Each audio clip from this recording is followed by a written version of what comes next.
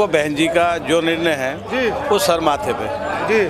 और हमारी बहन जी अगर भैंस फूस का फूला भी खड़ा कर देगी ना तो हम उसे ही वोट देंगे। देवेंद्र वर्मा जी, सवाल उठ रहा है, नया प्रत्याशी है क्या बसपा की पूरी यूनिट टीम के अंदर, गाजियाबाद के अंदर जब से बसपा बनी है 84 से, तब से लगातार कार्यकर्ता लगे हुए हैं, बिल्कुल नया चेहरा खड़ा कर दिया लगे। देखिए एक्चुअली क्या है कि जो है माननीय बहन जी बहुजन समाज पार्टी की नेता हैं, मुखिया हैं, राष्ट्रीय अध्यक्षा हैं, पार्टी को सर्वे सर्वा हैं और हमारी माननीय बहन जी और हमारी पार्टी का चुनाव चिन्ह हाथी है जो बहुत पुराना है, जिसको सब जानते हैं। प्रत्याशी तो जो है ना एक हमारा उसका सिंबल के पीछे चलने वाला आदमी है, तभी भाग जाते हैं। वो भागेगा जीतने के बाद भाग जाओ, हमारा हाथी तो हमारे साथ है जी। नहीं, लेकिन नुकसान तो समाज का होता है ना। नहीं, समाज का नेता बहुजन समाज पार्टी से बना। देखिए समाज का हमें मजबूत कैंडिडेट चाहिए लड़ने के लिए। अभी जो है बीजेपी ने अभी जो है बाहर के कैंडिडेट ला के गाजियाबाद में उतार दिए। बाहर के कहाँ है वो? पिछले 3 बार से गाजियाबाद की सीट को संभाल रहे हैं। अरे मेरे भाई, पहले तो जो है ना वो वीके सिंह उसमें थे, उसमें फौज में, उन्हें कौन जानता था।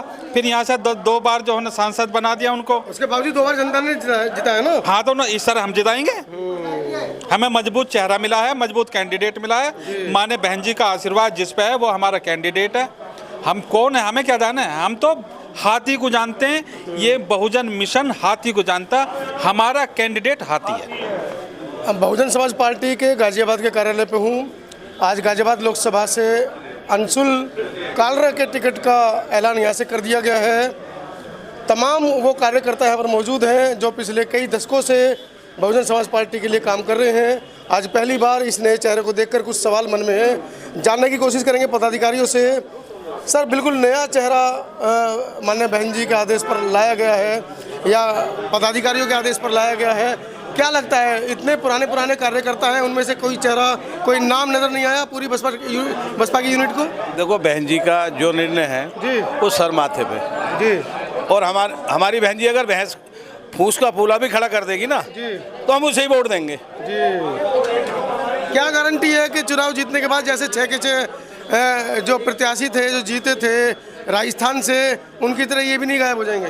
देखो पार्टी में नेता तो आते जाते रहते हैं जी, और नुकसान तो समाज का होगा ना।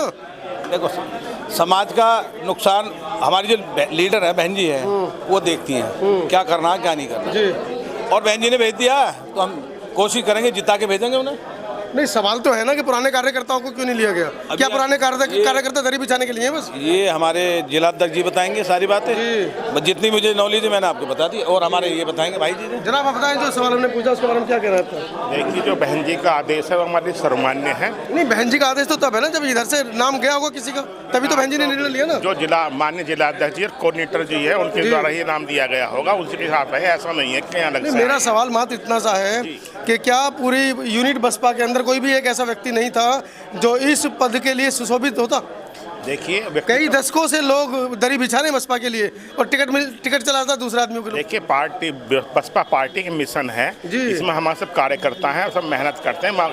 कालरा साहब का एक फोटो दिखाई आज से पहले किसी मिशन में वो बसपा में साथ में खड़े हुए। क्या ऐसा जानकारी नहीं है कि फोटो है, जो आदेश है वो हमारे सर्वमान्य है, उसी पर काम किया। 10 साल तो मुझे भी हो गए बसपा के लिए काम करते हुए, पत्रकारिता करते हुए, मैंने आज तक कालरा साहब का नाम ही नहीं सुना। नहीं, आपने नहीं सुना तो नया नाम है, आप सुनेंगे। सब नए चेहरे आते हैं, जीतते भी हैं। बसपा पार्टी तो बहुत सारे नेता बनाए हैं, इनको भी बनाएंगे, जिताएंगे।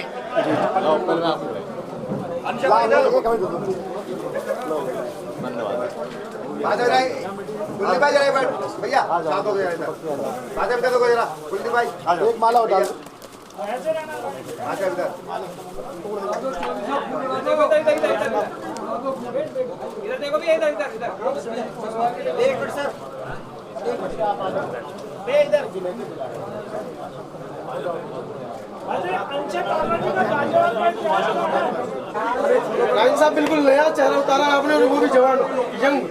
एक बसपा में एक कहावत चल रही थी कई वर्षों से कि नौजवानों को आप लोग जो है मौका दे रहे हैं। दिल्ली में भी बहुत सारे नौजवान आए हैं, इस बार कालरा साहब बिल्कुल नया चेहरा है, नौजवान है, क्या कैसे गेम खेला इनके ऊपर? देखिए, बहुजन समाज पार्टी ने 2007 में जो सरकार बनाई थी, आपको मालूम होगा 130 MLA यूथ थे, बिल्कुल यूथ। 130 भैया आप रुक जाओ आप लोग। 130 MLA यूथ थे, 207 में से 130 MLA यूथ थे और यूथ ने ही सरकार चलाई है। मजबूती के साथ बहन जी ने उनका नेतृत्व किया है और मजबूती के साथ हम लोग 2007 से 12 के बीच में सरकार चला के देखा। काला साहब संक्षेप में अपना परिचय दें, क्योंकि गाजियाबाद महानगर है, दिल्ली के नज़दीक है और लोगों की धारणा रहती है कि जो हमारे बीच में प्रतिनिधि आए वो पढ़ा लिखा है, तो अपने बारे में थोड़ा सा बताएं। जी, नाम मेरा आप जैसे जानते हैं कि अंश कालरा है, एजुकेशन मेरी BA है। हम जो है पंजाबी समाज से बिलोंग करते हैं और हमारे को पार्टी निर्देश के अनुसार यहाँ से मौका दिया गया है। हम एक कार्यकर्ता के रूप में पूर्णतः मेहनत करेंगे, अपनी पूरा प्रयास करेंगे यहाँ पे और जनता के बीच जाकर अपनी बात को सही से तरीके से बताएंगे। क्या क्या मुख्य एजेंडे रहेंगे चुनाव के? देखिए, मुख्य एजेंडे तो चुनाव के बड़े स्पष्ट और बड़े साफ हैं कि जो हमारे देश में बेरोजगारी है उसका कोई भी उपचार अभी तक नहीं आया है। कहने को तो आप कुछ भी कहते रहें लेकिन उसका कोई उपचार नहीं है। गरीबी सबसे बड़ा है, जो दबा कुचला हमारा समाज है उसके प्रति कोई ध्यान नहीं दिया जा रहा है। जैसे कि आपने बताया बहुत बेहतर तरीके से कि पंजाबी यहाँ पर बहुत है लेकिन किसी पार्टी ने यहाँ पर कभी ध्यान नहीं दिया, अपनी ही राजनीति करते रहे। तो यहाँ पे अगर हमारे को उतारा गया तो बहुत सोच समझ के उतारा गया है और इस चीज़ का आप परिणाम देखेंगे। बहुजन समाज पार्टी शोषितों पिछड़ों की पार्टी कही जाती है और गाजियाबाद के अंदर लगातार जब से बीजेपी की सरकार आई है, चाहे वो इतवार बाजार हो, जिस जगह पर आप बैठे हैं यहाँ पर बाजार लगता था, बहुत सारे दलितों के बाजार, शोषित पीड़ित लोगों के लाखों की संख्या में लोग बेरोजगार हुए, उनकी दुकानें तोड़ दी गई हैं, उनके लिए क्या कुछ एजेंडा है आपके पास? देखिए, मैं सबको सुनिश्चित करना चाहता हूँ कि जितना भी हमारा वर्ग है, चाहे वो पिछड़ा हो, दबा कुचला वर्ग हो, हमारा मुसलमान भाई हो, हिंदू भाई हो, बहुजन समाज पार्टी एक ऐसी पार्टी है जो सभी वर्गों को साथ लेकर चलने वालों में से है। हमारे यहाँ किसी जाति विशेष को देखकर भेदभाव नहीं किया जाता, ठीक है जी, और उस चीज़ को आप देखेंगे। अंश है, कोई बात नहीं, 1-2 दिन में नाम रट जाएगा, कोई बात नहीं। नाम थोड़ा सा यूनिक है। और उर्फ रॉकी, हम इसलिए उर्फ रॉकी भी बोल दे रहे। सर समाज को सम्मान देते हुए जिस प्रकार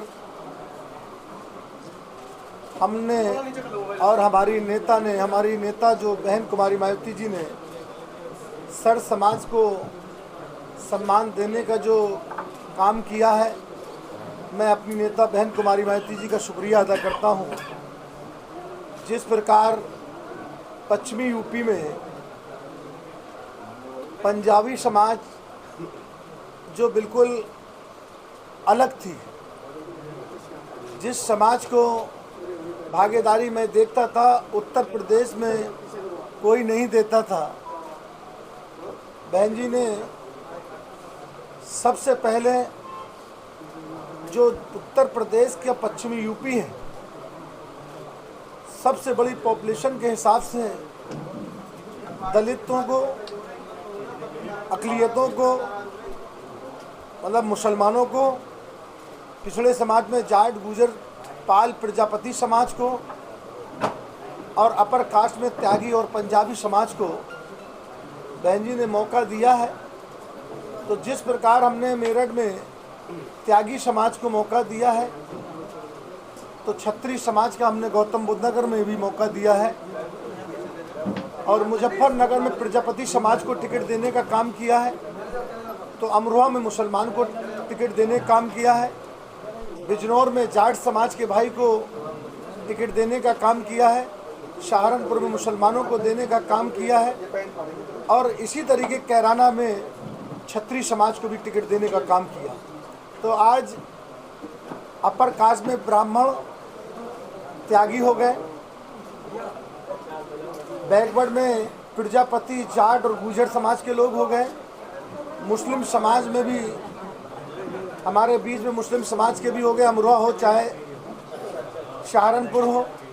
इसी प्रकार हम लोगों ने छत्री समाज को भी, जो छत्री समाज को सर समाज को मिलाकर बहुजन समाज पार्टी में, बहुजन समाज पार्टी की राष्ट्रीय अध्यक्ष ने सर समाज को मिलाकर जो एक सोशल इंजीनियरिंग का जो फार्मूला तय किया है, जो समाज, उसके बाद जो समाज पंजाबी समाज को कभी कोई सम्मान नहीं देता था राजनीतिक रूप से, आज वो सम्मान देने काम बहन जी ने किया है गाजियाबाद लोकसभा से, गाजियाबाद लोकसभा से अंक्षय कालरा जी को, ये अंक्षय कालरा जी हैं, ये इनको बहन जी ने लोकसभा का अंक्षय कालरा जी, इनको लोकसभा का प्रत्याशी गाजियाबाद से बनाया गया है। आप खड़े होकर हाथ जोड़ो। अंक्षय